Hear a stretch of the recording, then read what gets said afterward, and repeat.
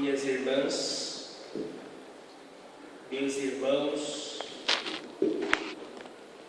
que Jesus nos abençoe as boas intenções. As leis naturais são as batidas do coração de Deus. As leis naturais, elas são as leis da natureza. Essas leis, elas consistem em dois grupos. As leis que regem o mundo físico e as leis que regem o mundo moral, psicológico e emocional. As leis físicas são da alçada da ciência. As leis morais, da alçada das religiões, da ética, do espiritismo também. Então, essas duas leis interagem entre si. E nós iremos estudar nesta noite que as próprias leis, quer seja física, quer seja moral, são a expressão das batidas do coração de Deus. Isto é o caráter de Deus sendo expresso. É a forma de viver de Deus sendo expresso. E para isso, nós iremos usar como base a questão 38 do Livro dos Espíritos. Então, nós iremos estudar para entender. Quando nós buscamos a Bíblia, no capítulo 1, versículo 3 da Gênese de Moisés, nós encontramos: e disse Deus, haja luz, e houve luz, ou a luz foi feita. Antes era escuridão, agora é luz. Antes era ausência, agora é presença. Nós encontramos nessa ordem divina a vontade de Deus fazendo com que da ausência tenha agora presença.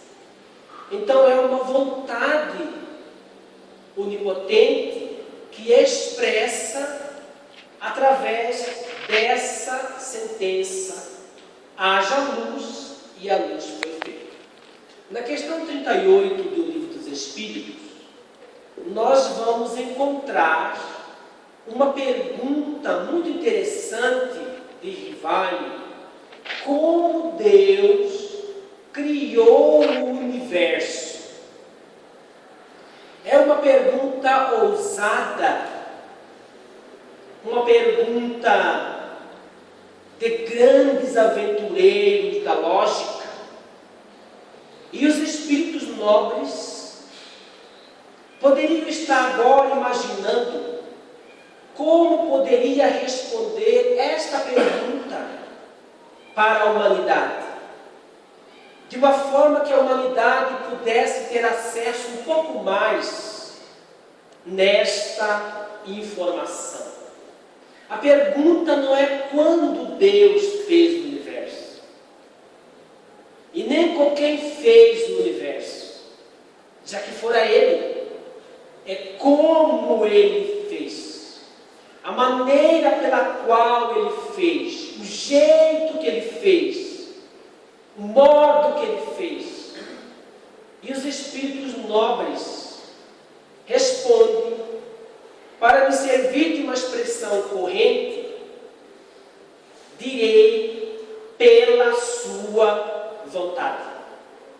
E complemento: nada melhor expressa essa vontade onipotente do que estas belas palavras da Gênese: haja luz, e a luz foi feita.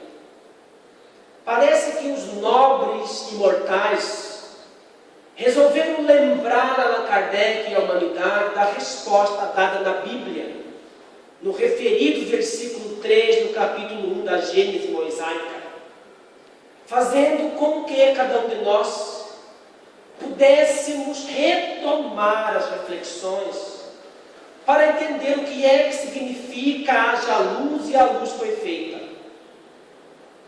Haja luz e a luz foi feita é a expressão do poder e da vontade de Deus. Mas isso não explica como Ele fez. Esta é a máxima possibilidade de entender. Mas se nós fizermos uma análise, nós iremos perceber que parece que Deus lida com varinha mágica. Porque quando nós analisamos as leis que regem o universo, obra sua, e observamos as leis que regem o mundo moral, psicológico, percebemos que as coisas não se dão de uma hora para outra, instantaneamente. É necessário tempo e processo. É necessário mecanismo e providências. É necessário planejamento e mecânica adequada. De modo que a resposta dos Espíritos e o registro de Moisés parece expressar essa ideia de um Deus mágico que pode realizar milagres de uma hora para outra, como se estivesse subvertendo as próprias leis, numa expressão de abrogação da própria obra. Um Deus mágico que vai provocar em nós uma ideia mitológica de Deus. Mas é necessário que o estudioso da doutrina espírita, que muitas vezes acredita que conhece muito bem a ciência, a doutrina que professa, e a defende como se dela soubesse todas as coisas, deverá analisar que a questão 38 pertence ao capítulo de número 3 da criação. E no começo desse capítulo, Allan Kardec define o universo, acrescentando a presença dos fluidos que ocupam o suposto espaço vazio absoluto. Mas antes deste capítulo da criação, Allan Kardec já havia trabalhado no capítulo 12 dos elementos gerais do universo, aonde ele trata do espírito e da matéria e de Deus constituindo a Trindade universal, aonde ele explora a definição do que é matéria e o que é espírito, aonde ele decompõe filosoficamente estes dois elementos fundamentais. Então, para aqueles que já compreenderam o capítulo 12 dos elementos gerais do universo, vai entender que a questão 38 é muito mais profunda do que se pensa. Assim, se nós pararmos para refletir, perceberemos que, na verdade, no ponto que Deus vai criar o universo material, nós temos que pensar que o universo material denso, ele é resultante das combinações de uma matéria de constituição sutil, imperceptível, fina, no século XIX, um fluido, aquilo que flui como a água, mas não é água, e que flui mais que a água, o ar, mas que não é o ar, é muito mais sutil e imperceptível. O estudo do magnetismo já havia penetrado nessa força interna humana e ambiental, mas não conseguiu, nessa profundidade dos seus estudos, entender a sua constituição. Então, Allan Kardec, no referido capítulo 12, mostra que essa matéria, a chamada matéria primitiva, matéria elementar, fluido primitivo, fluido cósmico primitivo, ou com sinônimos, fluido cósmico universal, que preenche o universo, ela é constituída de elementos, dando avanço ao magnetismo. Na questão 34a do Livro dos Espíritos, Allan Kardec questiona os espíritos, as moléculas que compõem essa matéria, que não posso alcançar com os meus instrumentos. Tem forma ou não tem forma? Tem uma forma que não podeis apreciar. Essa forma é constante, é determinada na questão 34a. As moléculas primitivas, que fazem parte da constituição do fluido primitivo, são constantes. Mas as derivadas, que é resultante da combinação das primeiras, tem forma variada.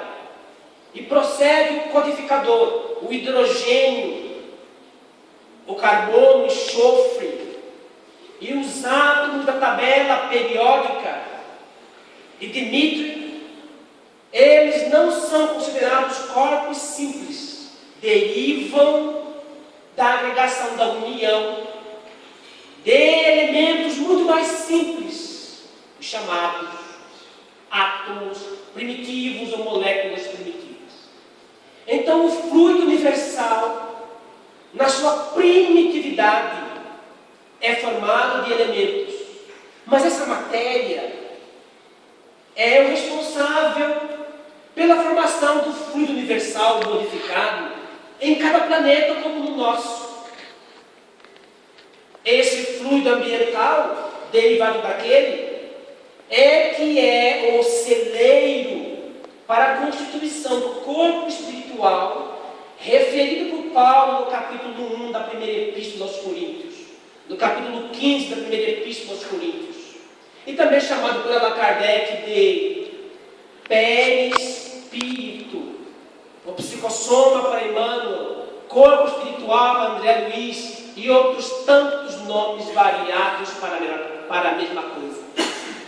Então, o perispírito é constituído de matéria sutil, fluido. Mas há uma diferença, porque esse tipo de matéria, como matéria elementar, ela é plástica, ela é maleável ao pensamento. Então, quando nós saímos do corpo físico parcialmente, através do processo do sono, para registrar o que é que fazemos no espiritual, pelos registros do sonho, nós saímos por aí, vamos aonde nós queremos. Aqueles que não puderem pagar, que não acontece isso em Brasília, o Cirque du Soleil poderá assistir na primeira fila, no estado semi-liberto de espírito. Mas vocês pensam que no mundo espiritual também não tem negócios? Também tem negócios. Então nós temos que negociar para sentar lá. Não há barreira física, mas a barreira espiritual. É outra matéria, a matéria fluídica. Então, se eu sou uma pessoa que julgo-me feia, aparentemente, com a minha vontade, angustiada, eu posso mudar a minha forma transitoriamente no estado de sono do corpo, para que me pareça com um outro homem menos bonito, Brad Pitt, ou com um outro mais bonito, Batoré. Essas imagens, elas são fornecidas pela nossa vontade, mas não demora para que isso mude. Basta pensar, basta sentir, basta querer. Eu quero, já é. Por isso que Deus observa as nossas intenções, não os atos. A intenção já é, o ato é mais do que é. porque já foi 2 vezes e agora está materializando o que está materializado. Então, com essas ideias básicas do capítulo 12 da primeira parte do Livro dos Espíritos, nós podemos entender que na eternidade da existência de Deus, quando Ele decide, nesta expressão poética, porque não é um seminário, em organizar os átomos, as moléculas que compõem a matéria primitiva, ou que resolve criá-los e após criá-los caoticamente, ele resolve organizá-los num tecido. Quando ele diz haja luz, haja presença organizacional, mais do que o pensamento de qualquer pensamento humano rápido, aquela tessitura aparentemente caótica, a ausência de estruturação, toma uma configuração tal, e nós temos a matéria elementar, o fluido primitivo, na sua estrutura organizada, graças à sua vontade. É a expressão do seu querer, do exercício da sua própria vontade, a faculdade de querer ou desejar. Assim, o fluido primitivo é organizado, é trabalhado. As moléculas, os átomos, estão na posição que devem estar. E naquela posição, naquela organização, existem leis que interpretam aquela forma organizacional. Essa forma organizacional, estudada pelos espíritos nobres, da qual retiram pelo estudo as leis baseadas na organização, nada mais estão fazendo do que tentando compreender a vontade do Criador ao organizar essa matéria. Assim, os nobres espíritos, verdadeiros arquitetos do mundo espiritual, tomam do conhecimento e do poder da própria vontade, detentor dessas leis a nível profundo de conhecimento, trabalham certa região desse espaço fluido primitivo, provocam reações, submetido às leis específicas, que nada mais são do que a vontade do Criador em querer que as coisas sejam organizadas desta forma, e constroem moléculas, matéria mais densa, uma outra região, e a partir desta uma outra mais densa, e a partir desta uma outra mais densa, cada uma com as suas leis específicas baseadas naquela primordial, cada uma com vontades específicas baseadas naquela primordial, até que chega o momento em que as condições do suposto espaço vazio ou vácuo absoluto que nós supomos está preenchido por um fluido modificado pelos espíritos nobres, baseado na análise da vontade de Deus, na sua compreensão através da análise dos estudos da tessitura organizacional do fluido primitivo, eles resolvem provocar uma explosão. E surge então o Big Bang, a grande explosão, originando daí a matéria que nós conhecemos, de ondas, até formar os primeiros átomos na personificação do hidrogênio. Assim, nós temos o universo conhecido. Mas a astronomia já mostrou outros universos, outros Big Bang, e uns ousam hipoteticamente dizer, eu não vou dizer, mas eu não sei o que significa, que o inverso do buraco negro é igual que é verdade. É bonito de se dizer. Mas utilizando do conhecimento dos bons espíritos, a causa reside nessa matéria modificada primordial. Assim, nós estamos observando que a força gravitacional, a força eletromagnética, a força considerada de Van der Waals, London e outros tantos, força fraca, força forte, nós vamos perceber que todas essas forças só existem porque existe uma organização que os sustenta, que é a organização dessa matéria primária inicial. Mas a organização dessa matéria primária só está desta forma porque Ele, o nosso pai e mãe, quer. Então, a força gravitacional que nós observamos para tratar das coisas físicas, nada mais é essa força do que a vontade de Deus de querer que as coisas sejam dessa forma. Assim, obedecer à força gravitacional é obedecer à vontade de Deus. Obedecer à força eletromagnética, entendê-la para poder fazer uso dela, é obedecer à vontade de Deus. As leis naturais é a própria vontade de Deus. Mas não é uma vontade qualquer. É a forma como Ele organiza o universo. É o, entre aspas, o jeitão de nosso Pai de construir as coisas.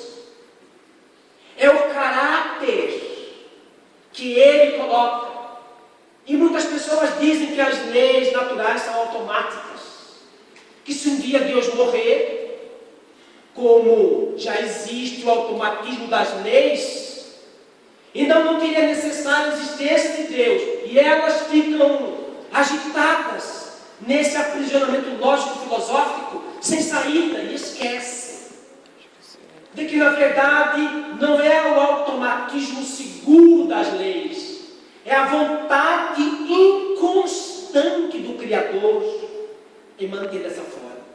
Existem pessoas que têm um caráter, quando nós observamos, a toda prova, mas depois passamos a conhecê-las, elas não são assim como elas aparentaram para nós.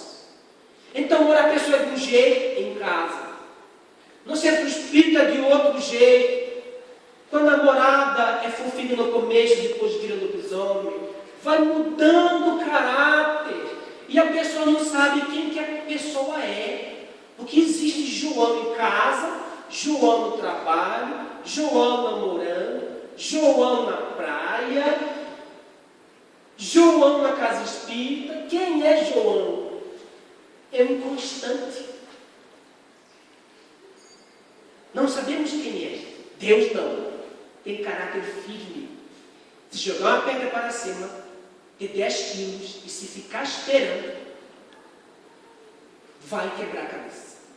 Porque Deus não muda de caráter, de vontade. Não faz uma coisa e depois desfaz. Ele é assim. Desse jeito. Toma as decisões que quiser, acarinha como quer, abraça os seus filhos, por mais que os filhos, no processo masoquista de não se amar, imaginando que Deus o fere, pune e maltrata por errar, como se nós não pudéssemos errar para acertar, ou pudéssemos errar para sofrer mais e depois corrigir e acertar.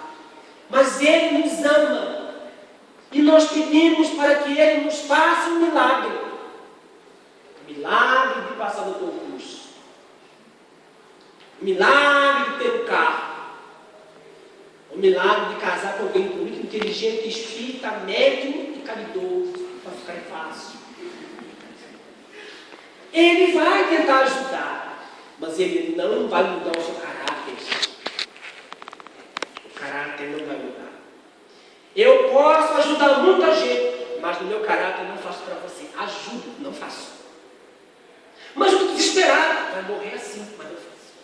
Posso te ajudar antes da prova, mas na hora da prova não posso te dar dispositivo eletrônico para te explicar de uma sala de longe, porque não faz parte do meu caráter.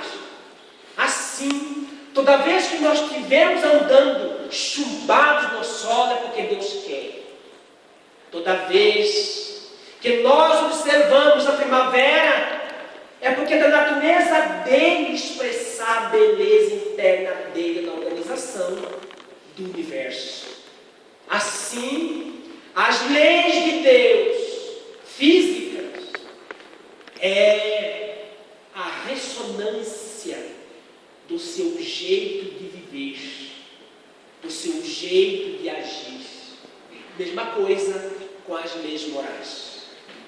Na lei de amor, na lei de caridade, que rege o nosso mundo mental, quando a nossa cabeça já tem livre-arbítrio, conseguimos detectar a vontade do Criador e perceber que essas leis que regem o mundo mental não nos deixa desviar do amor e da paz. Toda vez que nós caímos ou que cometemos algo equivocado, vamos sentir o resvalar do caráter de Deus para nos corrigir, para nos colocar no lugar que devemos ficar, a fim de ali sermos felizes em definitivo. É a educação do Senhor, soberanamente bom e soberanamente justo.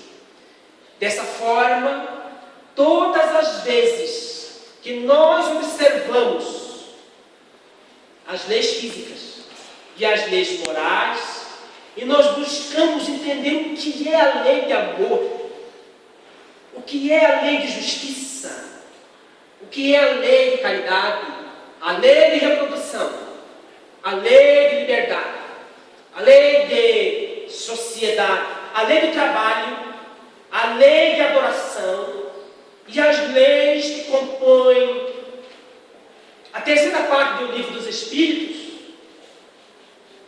são, na verdade, a vontade do Senhor. Então, ao estudar as leis, temos que entender o que é que Ele quer. Porque a vontade é o exercício da faculdade de querer. Então, eu quero saber o que é que Ele quer. Para isso, estudo as leis. Então, mergulho em O Livro dos Espíritos, na sua terceira parte, das leis morais, para entender a mente do Senhor, a fim de que, entendendo-o, eu possa ser feliz, porque eu não posso e nem conseguirei, se tentar, fugir dele. No entanto, aconteceu conosco de uma forma genial, algo estranho, porque no momento que o Senhor cria os Espíritos, e cria sempre e permanentemente, no seminário do domingo discutimos sobre essa questão. Deus cria os Espíritos sempre ou foi em um determinado tempo, no princípio dos tempos, no começo dos tempos. Deus cria os Espíritos sempre e permanentemente, e o nosso Sérgio havia questionado por que é que ele continuaria a criar, e nós discutimos essa questão, cooperando uns com os outros. Mas no momento que o Senhor nos criou, afirma os Espíritos nobres, na questão 540 do Livro dos Espíritos, na resposta das últimas 4 linhas, textualmente, na natureza tudo se encadeia, tudo se liga, desde o átomo primitivo não pode ser hidrogênio, nem o carbono, até o arcanjo, espírito puro, exemplo, Jesus. Existem outros, porque este começou pelo átomo. Ora, se o espírito puro passou pelo átomo, estagiou pelo átomo, até atingir o átomo secundário, hidrogênio, carbono, a depois ordenar os cristais que compõem a rocha, no conhecimento da cristalografia, e mais tarde os seres que pareciam que eram vivos, pareciam que não eram vivos, pareciam vírus, e depois com características da definição de vivo mais clássico, até atingir os filos mais complexos na área da zoologia, até os cordáceos, até atingir o primata e nós. Todo esse estágio, o arcanjo, o espírito puro, passou, mas começou, não pela ameba, não pelo protobionte, pelo micro-organismo primitivo, mas pelo átomo primitivo. E onde é que está este átomo primitivo? Questão 34A, também o capítulo 2, capítulo 1 do livro Evolução dos Mundos, está no fluido primitivo. Então, desde lá ele tinha um papel, lá ele fazia parte do fluido primitivo e ressentia com mais ardor a vontade de Deus. Quando Allan Kardec pergunta aos espíritos o que é o espírito, no capítulo 2, os elementos gerais do universo, a resposta é o princípio inteligente do universo. Engraçado para nós, porque na questão 76 é a mesma pergunta, dita de outra forma. Que definição você pode ter dos espíritos? Seres inteligentes, não mais princípio, da criação. Povoa o universo fora do mundo material. É a mesma pergunta, com respostas diferentes, em capítulos diferentes, em partes diferentes. Segunda parte, primeira parte, capítulo 2.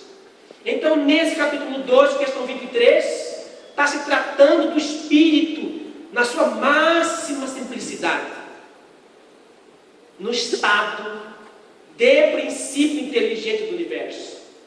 Então, nós percebemos que ser potencialmente inteligente significa ter a faculdade de querer, ter a faculdade de sentir, ter a faculdade de pensar a nível potencial. Então, os espíritos, nesse nível de maturidade, eles têm o sensório para registrar as coisas sem saber das coisas. Na física, nós observamos que o elétron, quando está submetido a um ambiente que não influencia, ele vai para onde quer, demonstrando um certo arbítrio não consciencial. Quando estudamos o livro A Genealogia do Espírito, publicação da FEB, quando traz informações na área da mecânica quântica e física quântica. Assim, ao registrar a vontade de Deus expressa na organização da matéria primitiva, com o tempo, ele vai sabendo, sem saber, ele vai registrando, sem ter consciência, jamais poderia ter consciência, registros, não consciência, do que é que Deus quer, de como é que ele pensa, de como é que ele sente. E isto vai marcando a estrutura do princípio inteligente do universo, até que fica completo por milhões e milhões e milhões de anos-luz, quase infinito, gravado na sua própria natureza a vontade do Senhor. E a vontade do Senhor é as leis naturais. A vontade do Senhor são as leis de Deus. Então, na verdade, agora, a vontade de Deus que estava em Deus está agora gravada na intimidade do próprio Espírito. E nesse processo evolutivo, dentro dele, há uma ânsia de se expressar, há uma ânsia de obedecer a algo que julga estar para fora, mas está dentro. Por isso que na questão 621, onde deve perguntar Allan Kardec desesperadamente? Está escrito a lei de Deus na consciência. É lá dentro que está.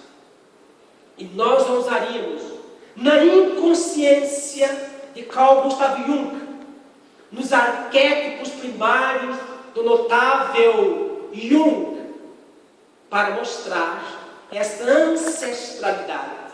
Daí hoje, quanto mais amadurecido o ser humano, quanto mais alça acima da forma, em função do fundo, do sentido, mais do que a aparência, da beleza externa, mais do que a beleza transitória externa, deixa sentir, deixa-se perceber vozes que alertam para a busca da felicidade. Nós estamos seguindo a vontade do Senhor que está dentro de nós, que está fora de nós. Quando supomos fazer coisas que são da nossa própria vontade, dos nossos desejos, tentando desviar da vontade, algo acontece dentro da nossa própria intimidade para que nos coloque na posição correta. É por isso que os espíritos nobres afirmam que nós precisamos realizar essa viagem para dentro, para entender o que é que a nossa própria alma quer e que nós colocamos das mais variadas maneiras. E o ponto crucial da definição é que obedecer essa vontade interna, ser dócil a essas vozes alerta que ecoam em nós há milênios de anos-luz, viver dessa forma, entendendo-a, estabelecer hábitos comportamentais, mentais, gestuais, acorde a isto. Isto é caridade.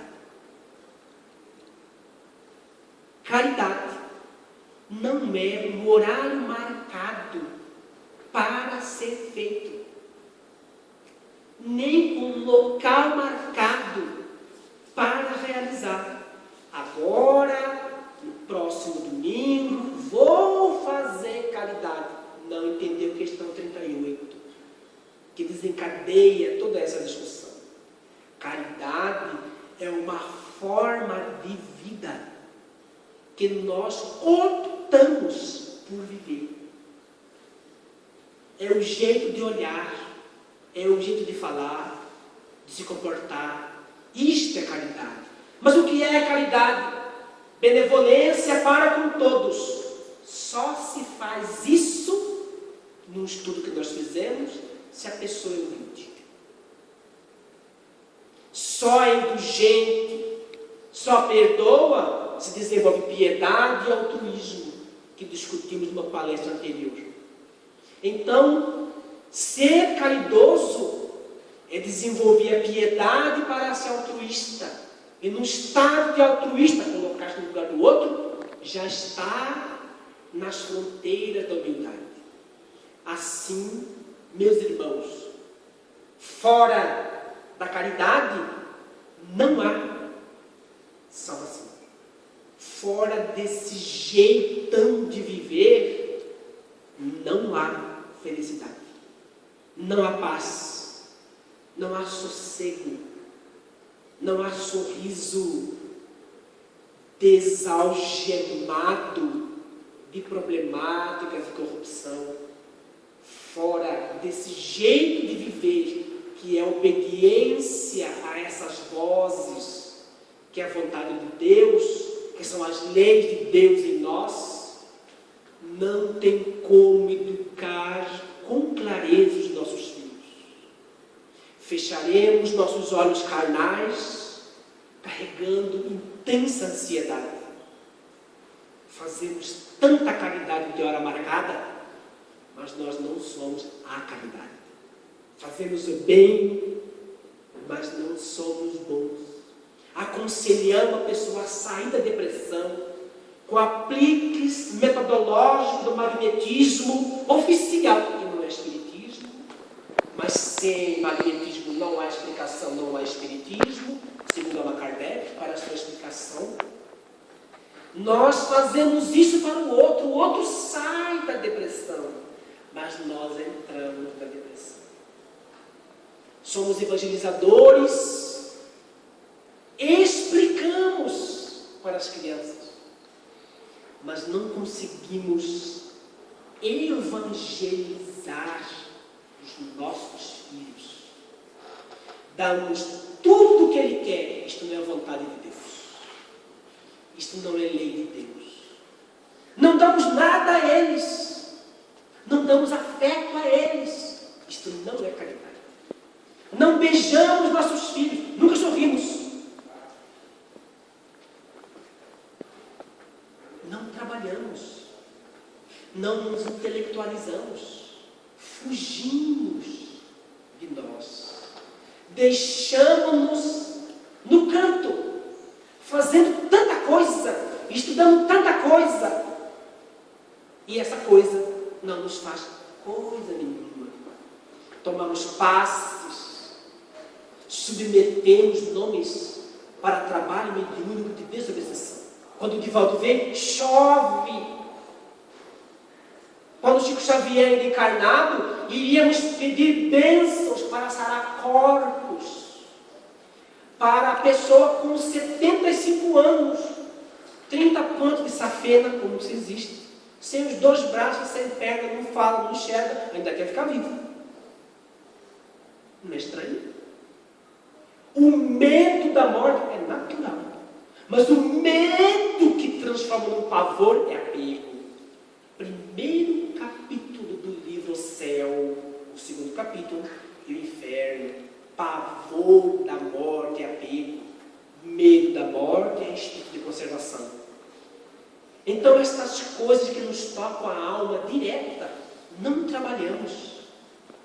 E isto significa rebeldia à vontade do Senhor. É por isso que nós não somos felizes.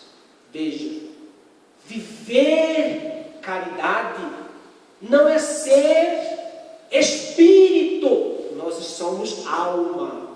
Vamos ser espírito daqui a pouco, quando sair da carne. Já que nós estamos na posição de alma, nós estamos no mundo terrestre.